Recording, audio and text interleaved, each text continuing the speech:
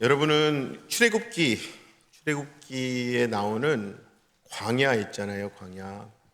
광야를 생각하시면 무엇이 생각나십니까? 광야, 불편함,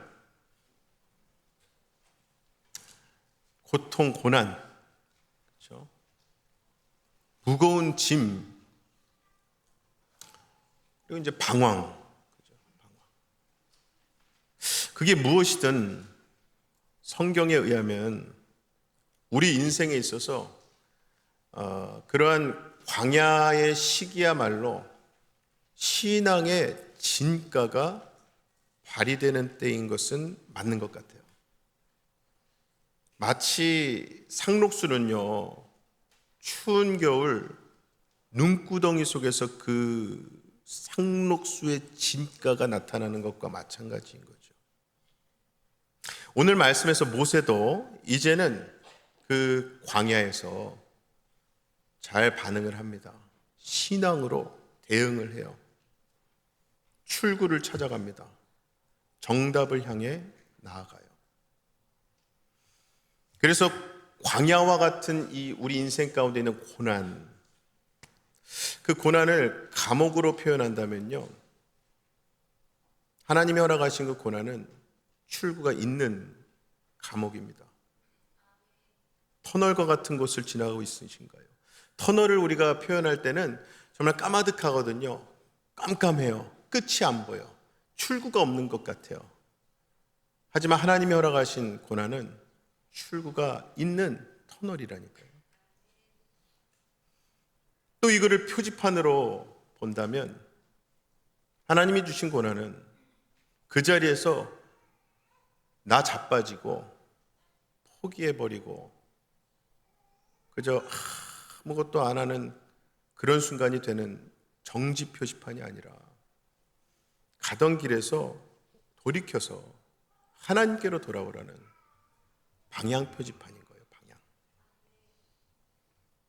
일단 오늘 말씀의 배경은 한마디로 하자면 광야에서 이스라엘 하나님의 백성이 하나님과의 약속을 어김으로 하나님과 맺었던 언약이 파기되는 사건이에요.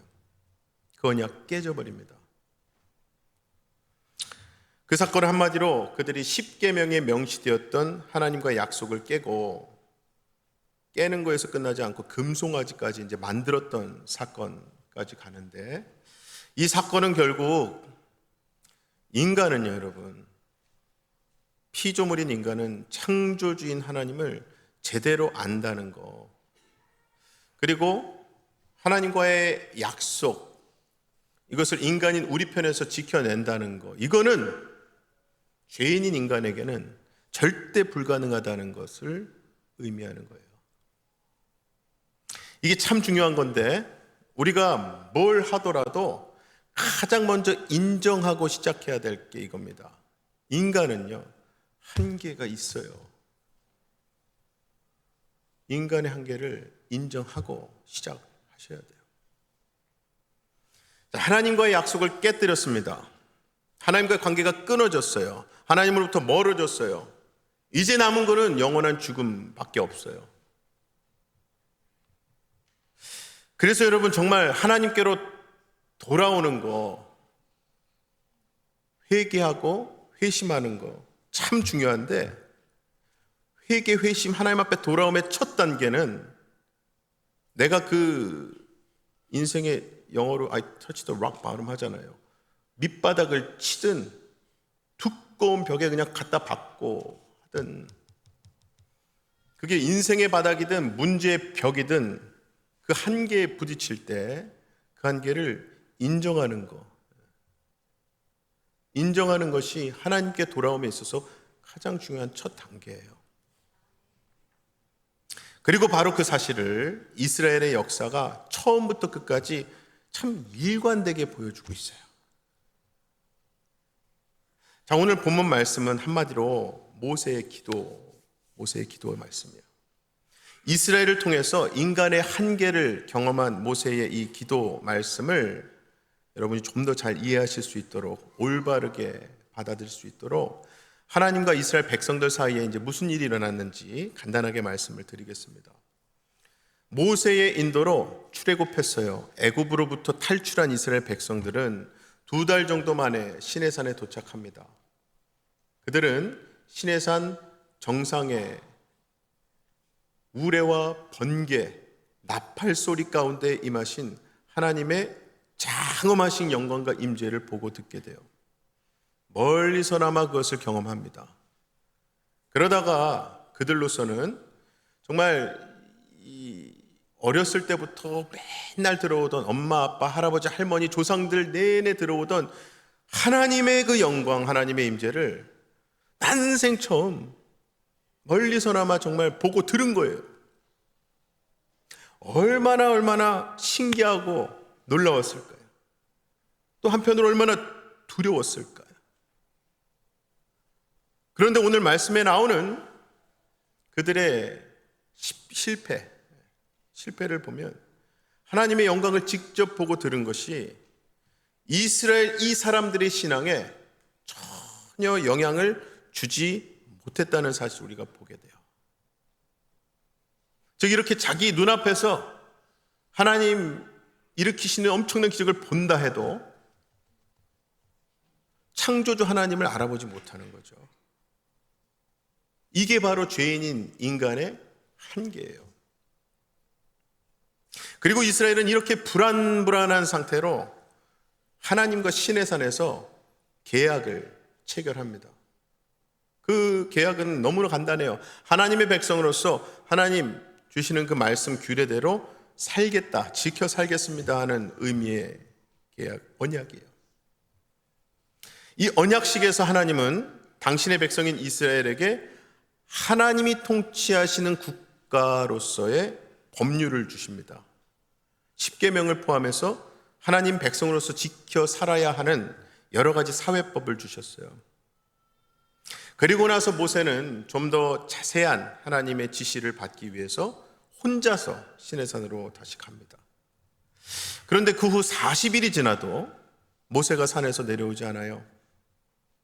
그래서 밑에서 모세를 기다리던 이스라엘 백성들은 초조해합니다. 불안해하기 시작하더니 결국 그들은 본문 앞장이죠. 출애굽기 32장에 보면 이들이 모세의 형인 대제사장 아론을 몰아붙입니다. 징징대면서 하나님 만들어 달라고. 그래서 금송아지 신상을 만들게 됩니다. 그리고 그들은 그 금송아지 신상에 제사를 드리고 절을 하고 먹고 마시고 춤추며 정말 문란한 우상 숭배에 취하게 돼요. 이게 한마디로 그들이 애굽에서 경험했던 봤던 그대로 하는 거예요. 그대로. 즉 아무리 하나님의 두려운 엄청난 영광을 보고 듣고 무서워 떨었어요. 하나님의 백성이 되겠다고 약속까지 했다고요? 그럼에도 불구하고 이게 인간의 한계라는 거예요.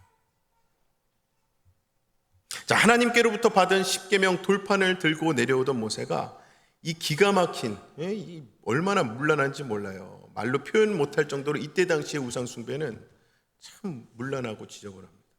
이 모양을 보고 십계명 돌판을 던져 깨뜨려 버리죠. 여러분, 이게 모세가 성질이 더러워서 던진 거 아니에요. 하나님과의 관계 이미 끝났다는 거예요. 끝났다. 아니 즉 애초에 맺은 언약이 깨졌는데 이 언약서인 십계명 이 돌판 무슨 소용이 있겠냐는 거예요. 이 일로 하나님은 이스라엘 백성들을 징계하시고 이들과 다시는 함께 하시지 않겠다고 선포해 버리십니다. 그래서 모세는 이들을 위해서 중보 기도를 하게 된 거예요. 즉 하나님과 그들 사이에서 중재하는 그들을 용서해 달라는 기도를 하는 거죠. 자, 그렇다면 도대체 왜 이스라엘은 이렇게도 허망하게 하나님과의 언약을 깨뜨리고 금송아지 우상까지 만들었을까요? 사실 여러분, 이 사람들 하는 짓을 보면 우리가 이 사건이 통해서 깨달아야 되는 게 있어요. 우리 믿음 있잖아요. 주일날 지금 바쁜 주말일 수도 있는 이 주일날 우리가 주일로 지키겠다고 예배드리겠다고 이 자리에 나완, 내가 이 예배를 통해서 하나님 만나고 주시는 말씀 붙들고 앞으로의 일주일도 승리하길 원합니다 하는 고백, 이 모든 것을 가능케 한 믿음, 그죠? 저와 여러분이 구원받은 이 사실, 이거야말로 엄청난 기적이구나라는 사실이야. 인간은요, 여러분, 한계투성이인 반면에 하나님의 구원, 예수 십자가의 이 죄사심의 역사, 능력은 무제한이구나라는 사실이에요. 이 엄청난 능력을 새삼 깨닫게 되는 겁니다. 우리가 그래서 두 번째로 구원의 무한한 능력을 인정해야 된다는 거예요. 이 구원의 능력이 무한하다는 것은 여러분 진리입니다. 진리. 2000년 전에는 무한한 게 한 50이었는데 지금은 70 정도 이런 거 아니잖아요. 특별히 이 무한한 능력, 구원의 능력에 관한 말씀 중에 우리가 잘 아는 말씀이 있습니다. 사도행전 2장 21절 말씀이에요. 다 같이 한 목소리로 읽어보겠습니다. 누구든지 주의 이름을 부르는 자는 구원을 받으리라 하였느니라. 아멘. 아멘. 여기서 누구든지 주의 이름을 부르는 자, 영어 성경에서 everyone who calls on the name of the Lord라고 그랬어요. 여러분, 이 구원을 놓고 누구든지 everyone, 이 단어를 쓸 수 있는 분은요, 하나님 한 분뿐이십니다. 그야말로 전능하신 하나님의 무한한 구원의 능력인 거예요. 여러분, 정말 그들은 믿지 못했는데 왜 우리는 믿게 되었냐는 거예요. 그들은 하나님의 영광의 그 임재를 보고 듣고 그렇게 믿음에 실패했는데 우리는 하나님을 보지 않고도 하나님이 믿어진 거거든요. 정말 이상하고 신기하지 않습니까? 그 이유가 신약 시대의 성도들과 비교해 볼 때 이 구약 시대의 이들에게는 성령께서 임하시지 않았을 때이거든요. 구약 시대에는 하나님의 종들에게만 제한적으로 성령님이 임하셨었습니다. 그래서 출애굽기에서도 모세와 여호수아 같은 지도자들에게만 성령이 임하셨죠. 한마디로 일반 백성들은 성령님의 도움이 없기 때문에 하나님을 제대로 믿는 것이 참 어려웠다는 뜻이에요. 게다가 출애굽한 이스라엘 백성들은요, 출애굽 전까지, 얼마 전까지만 해도 태어나면서부터 이집트 문명 속에서 살던 사람들이에요. 거기서 태어났다고. 즉 이들은 뼛속까지 애굽 문명에 젖어 있던 사람들입니다. 고로 하나님에 대한 신앙도 바르게 배우지를 못했어요. 그리고 이것은요, 여러분, 지금도 저와 여러분도 마찬가지입니다. 이스라엘에게 애굽이 너무나도 익숙하고 친숙하듯이 지금 저와 여러분에게도, 우리 자녀들에게도 이 세상이 그렇잖아요. 여러분, 사실 정말로 우리에게는 이 세상이, 내가 지금 눈 뜨고 보게 되고 내가 내일 아침에도 출근하고 나가게 되는 이 세상이 현실이지, 하나님이 현실적인 건 아니잖아요.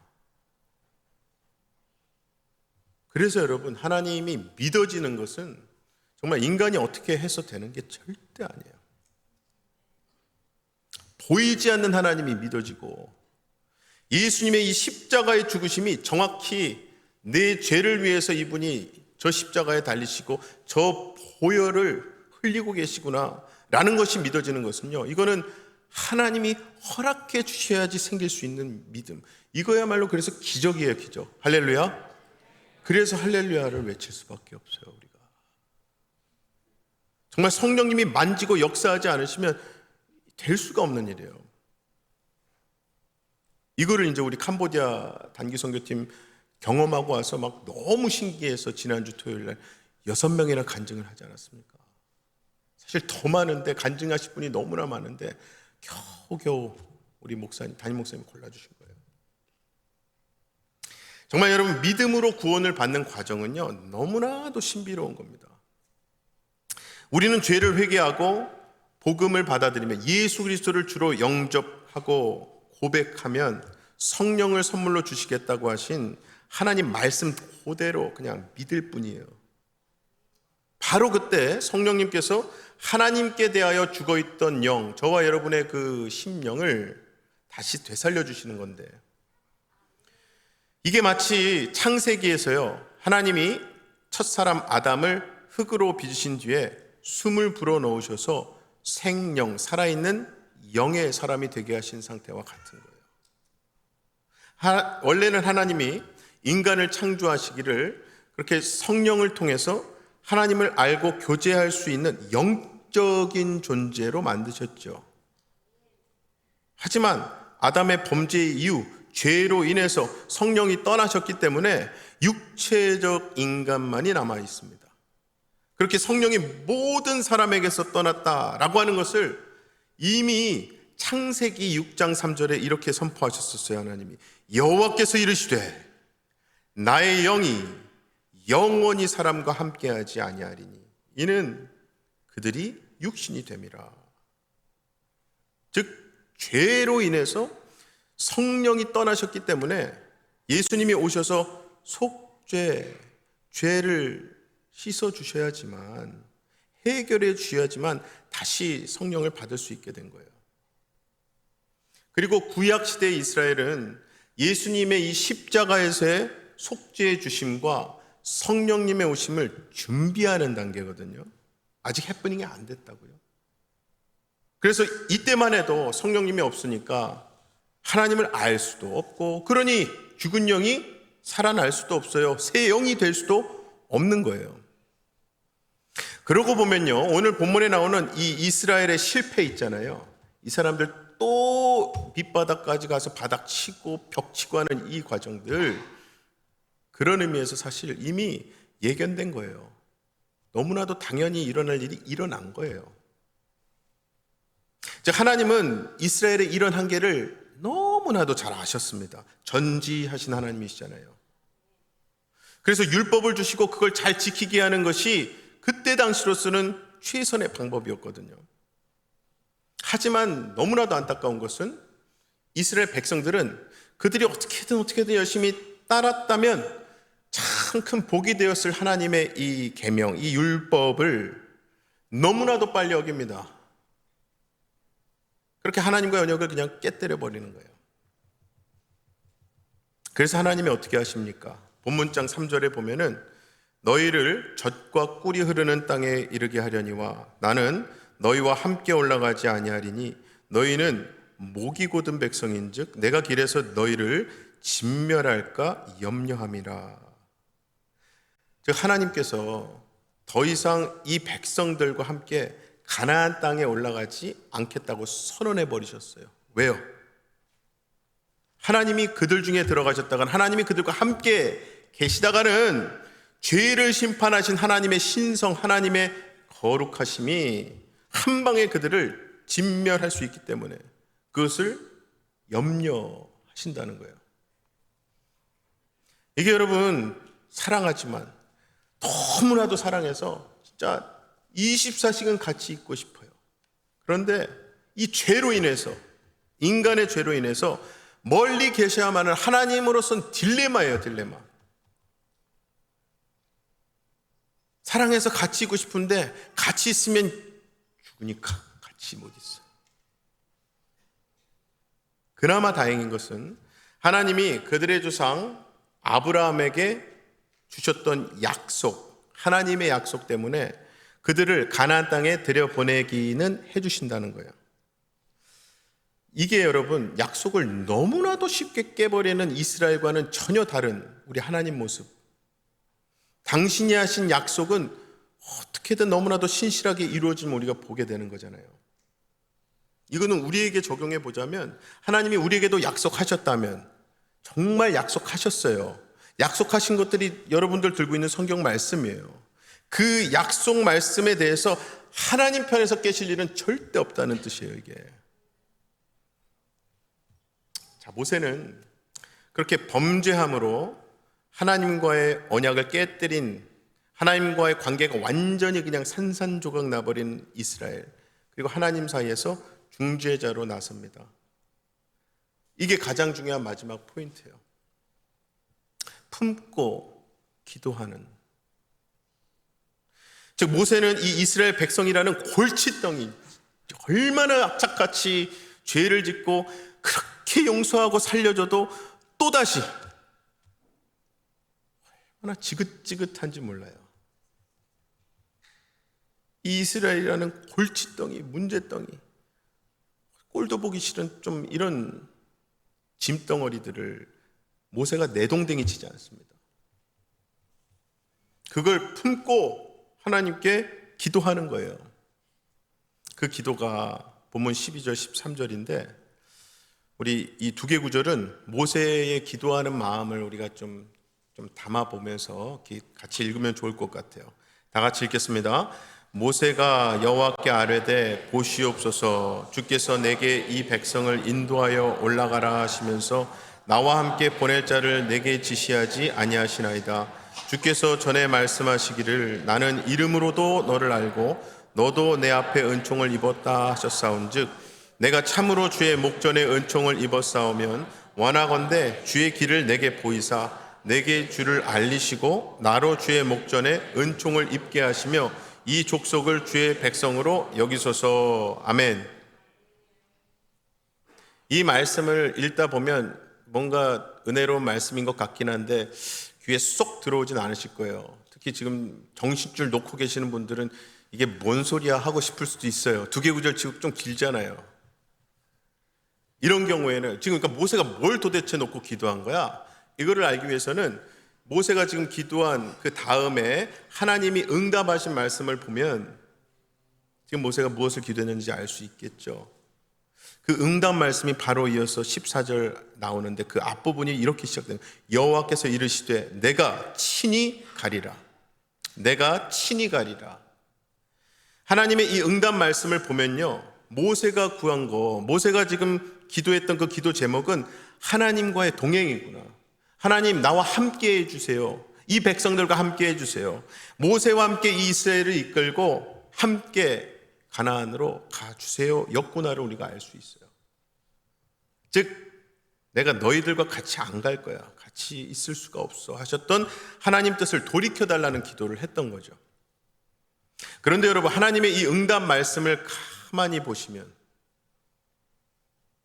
모세의 이 기도에 우리 지금 같이 읽은 게 12, 13절이었는데 14절에서 정말 바로 마치 하나님이 기다렸다는 듯이 너무나도 빨리 너무나도 쉽게 그 기도에 응답하십니다. 같이 가겠다고 허락해 주시는 거예요. 그것은 곧 여러분, 하나님이 이스라엘과 함께 가지 않겠다고 하시긴 했지만 사실은 그들과 함께 가고 싶으셨던 하나님 마음을 보여주는 속도의 반응 아니겠습니까? 정말 그런 게 여러분, 어떤 부모가 자녀와 함께하는 걸 마다하시겠어요? 저는 우리 4살 본이 진짜 24시간 같이 있고 싶어요. 잘 때까지 제 품에 이렇게 하고 기도하고 재밌는 이야기 해주고 재우고 그러고 나서 나와서 제 일하다가 자곤 하는데, 아예 어려서 애기라서 예뻐서 그러는 것뿐만 아니라 애들을 다 키워서 출가하시면서 그 자녀들을 보내시는 부모님들, 혹은 손주, 증손주까지 보시는 어르신들도 목회하면서 뵈면은 말은 그래 애들 다 보내고 우리끼리 더 재밌게 뭐 여행도 다니고 맛있는 거 먹으면서 잘 지낼 거야 하시는 분들도 진심을 들어보면은 어느 한 분도 그 자녀들을 보고 싶어 하지 않은 분들, 함께 하고 싶어 하지 않은 분들 한 분도 못 봤는데, 우리 부모님들. 그래서 하나님도 당신의 자녀인 저와 여러분과 진짜 함께 하고 싶어 하시는 분이에요. 모세도 하나님의 그런 마음을 이미 알고 그런 기도를, 그런 간구를 했던 거예요. 정말 하나님이 동행하지 않는, 하나님이 함께하지 않는 그 복의 땅 가나안, 이게 모세와 이스라엘에게 무슨 의미가 있겠냐는 거죠. 그래서 15절에 보면 주께서 친히 가지 아니하시려거든 우리를 이곳에서 올려보내지 마옵소서 모세가 기도해요. 이게 한마디로 하나님 안 가시면 나도 안 갈래요 하나님, 이런 기도잖아요. 아무리 젖과 꿀이 흐른다는 가나안 땅이라고 한들 하나님이 함께 하시지 않으면 아무 의미가 없다는 것을 모세는 알고 있었던 거죠. 모세의 삶이 그렇지 않습니까? 여러분, 모세는요 애굽의 왕궁 궁정에서 왕자로서 40년, 또 미디안 광야에서는 목자로서 40년, 이 40년, 80년을 지내면서 모세는 그때 당시 최강대국이었던 애굽의 화려함 뒤에 숨어있는 암투와 권력, 그 허무함을 아는 사람이고요.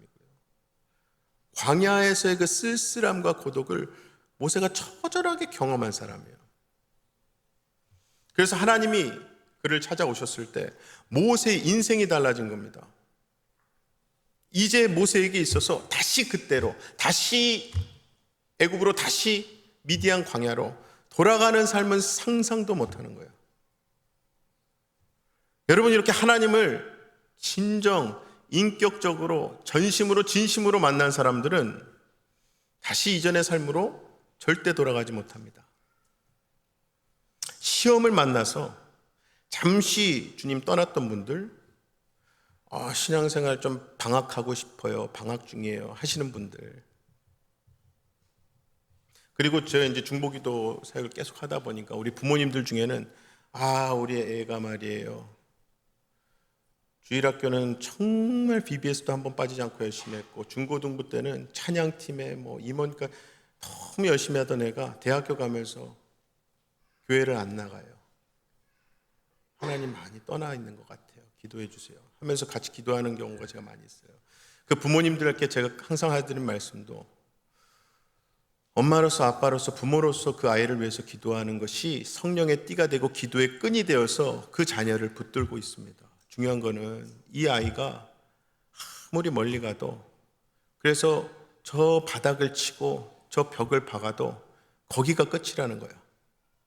하나님은 반드시 그들을 그 기도의 끈으로 성령의 띠로 끌어오십니다. 다시 돌아오게 하세요. 하나님의 때와 하나님의 방식으로 일하신다는 거예요. 제가 그걸 경험한 사람으로서 이제 항상 고백하고 나누고 기도하죠. 그런 분들, 그런 아이들 다 돌아올 수밖에 없는 이유가 바로 그거라는 거예요. 하나님을 믿게 되면서, 하나님 만나게 되면서 내가 깨닫게 된 내 모든 이 영혼의 진정한 정체성, 내가 하나님 아들이었구나, 딸이었구나. 이래서 나의 이 삶의 의미들을 다시 재정립하게 되고 거듭나게 되는 이런 경험을 한 사람들이 어떻게 원점으로 돌리고 어떻게 이전의 삶으로 돌아가겠냐는 거예요. 본인은 하나님 싫다고 안 믿겠다고 해도 하나님이 이제 붙잡고 계시다는데 그렇게 되어지지가 않는다는 거예요. 하나님 없이는 이제 한 걸음도 앞으로 나갈 수 없습니다. 아무리 바닥을 치고 벽을 박아도. 정말 우리 인생은, 여정은요 여러분, 모세와 이스라엘처럼 까마득히 정말 끝이 보이지 않는 이 광야. 중요한 거는 광야 너머에 있는 가나안 땅을 향해 가고 있잖아요. 내일 당장 내 앞에 무슨 일들이 일어날지 모르는 그곳을 향해 우리가 지금 나아가고 있는 거예요. 그리고 하나님께서 그 길을 우리와 함께 가시면 두려울 게 없는 거예요. 두려울 게 없는 거예요. 자, 그러한 모세의 기도에 하나님은요 함께 해줄 거를 응답하시죠. 그죠? 아까 우리 읽었잖아요. 근데 중요한 건 그것만 응답하신 게 아닙니다. 14절 말씀을 한 번 더 읽어볼까요? 14절 말씀, 여호와께서 이르시되 내가 친히 가리라, 내가 너를 쉬게 하리라. 아멘. 이 내가 너를 쉬게 하리라 말씀이 옛날 우리 봤던 개역 한글 성경에 보면 내가 너를 편케 하리라 라고 번역되어 있어요. 즉 하나님은 우리와 함께 올라가십니다. 근데 올라가는 게 끝이 아니거든요. 가나안 땅에 가면은 내가 맞박들여 싸워야 할 전투들이 얼마나 많은데, 내가 차지하고 이뤄내야 할 지경들이 얼마나 큰데, 내가 올라가서 끝이 아니라니까요. 그것조차도 하나님이 함께 해주실 뿐만 아니라 우리를 편안하게 쉼 가운데 인도해 주신다는 거예요. 여러분, 이게 아버지 마음, 이게 부모 마음 아니겠습니까? 우리 부모님들이 자녀가 도움을 구할 때 그 도움 구한 거 하나만 주시지는 않잖아요. 예를 들어서 갓 시집간 딸이 친정 엄마한테 엄마 김치 좀 줘 하면 진짜 김치 요만큼 만들어서 김치만 주시지 않잖아요. 얼마 전에 담그셨다는 열무김치, 동치미, 나물들 막 바리바리 싸서 한 보따리를 주시지 않아요? 하나님도 마찬가지시라는 거예요. 그래서 좀 전에 말씀드린 항상 더 주고 싶은 이 부모 마음처럼 하나님도 지금 함께 동행해달라는 그 모세의 기도에 함께 하시는 것뿐만 아니라 편안함과 쉼 가운데도 인도해 주겠다고 말씀해 주신 거예요. 자, 모세가 하나님께 이것 말고 또 구한 게 있는데 13절 끝에 보시면요, 이 족속을 주의 백성으로 여기소서였습니다. 이미 하나님은 계약을 깨뜨려버린, 하나님과의 관계가 깨져버린 이들 내 백성 아니라고 돌아서셨거든요. 즉 이제 이스라엘은 원점으로 돌아간 거였어요. 그런데 모세는 이 범죄하고 버림받은 저 밑바닥에서 그냥 기어다니고 있는 이 200만 명이나 되는 백성들, 이들을 놓고 하나님께서 긍휼하게 여길 것을 기도하는 거예요. 우리는 이러한 모세의 모습 통해서 모세와 같이 하나님과 우리 사이에 중재자로 간구하고 지금도 우리 위해서 그 기도하고 계신 예수님의 모습을 새삼 보게 돼요. 여러분, 정말 하나님과 죄인 사이에는 중재자가 있어야 하고요. 그래서 지금 모세가 그런 중재자 대신 예수님의 역할을 하고 있는 거예요. 예수님을 예표 사인하고 있는 거예요. 그럼 도대체 모세가 왜 굳이 이들의 이 죄를 너무나도 지긋하고 너무나도 무거운 200만 명에 되는 사람, 이 죄를 짊어지고 하나님께 간절히 용서를 구해야 하는가? 나중에 여러분, 모세가 이렇게 중보기도해서 하나님께 돌아오고 회개하고 돌아왔는데 또 지긋지긋하게 죄짓고 이거를 그냥 반복하는 그 이스라엘, 이들의 반역, 이들의 지긋지긋함에 지쳐서 자기 입으로 이렇게까지 말한 적이 있어요. 민수기 11장 12절 말씀인데, 이 모든 백성을 내가 배웠나이까, 내가 그들을 낳았나이까, 어찌 주께서 내게 양육하는 아버지가 젖먹는 아이를 품듯 그들을 품에 품고 주께서 그들의 열조에게 맹세하신 땅으로 가라 하시나이까. 이게 여러분, 말투는 그냥 따지면서 막 묻는 것 같이 보이지만은 그만큼 간절하게 기도하고 있는 거예요. 모세는 이 백성을 자기가 뵌 것처럼, 자기가 낳은 것처럼 품고, 가슴에 품고 지금 하나님 앞에 기도하고 있는 거예요.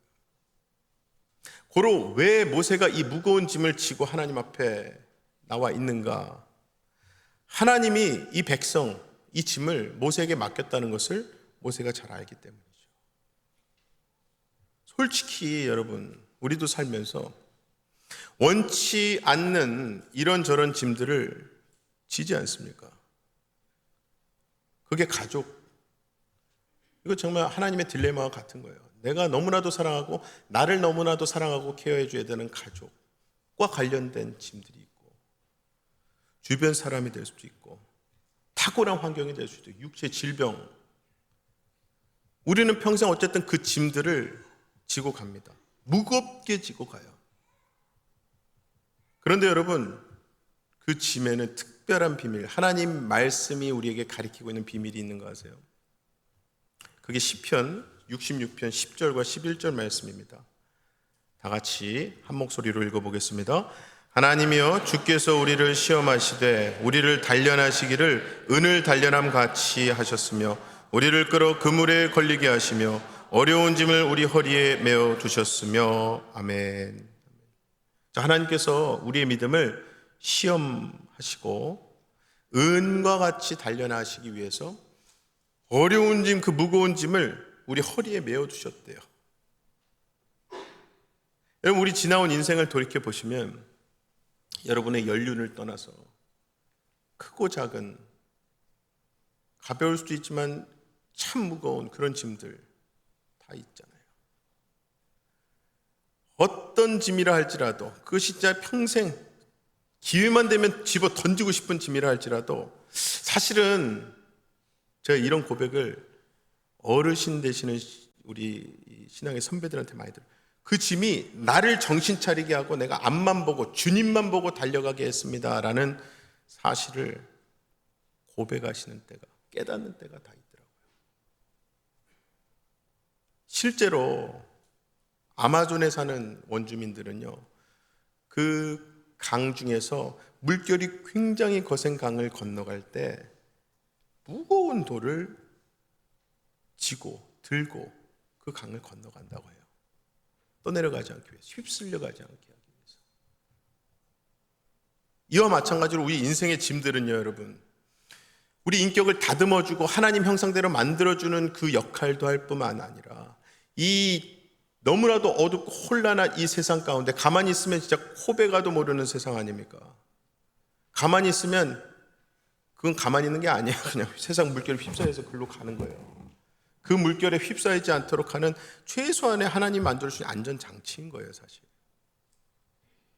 그래서 하나님은 그 어려운 짐, 무거운 짐을 우리 허리에, 우리 삶에 메어 두셨다는 말씀입니다. 세상과 삶의 거센 물결에 휩쓸리지 않도록. 그러므로 그 짐을 함부로 내려놓지 마시기 바랍니다. 그래서 모세도요, 그 무거운 짐, 지긋지긋한 짐을 지고 광야 40년을 그 이스라엘과 함께 떠돈 거예요.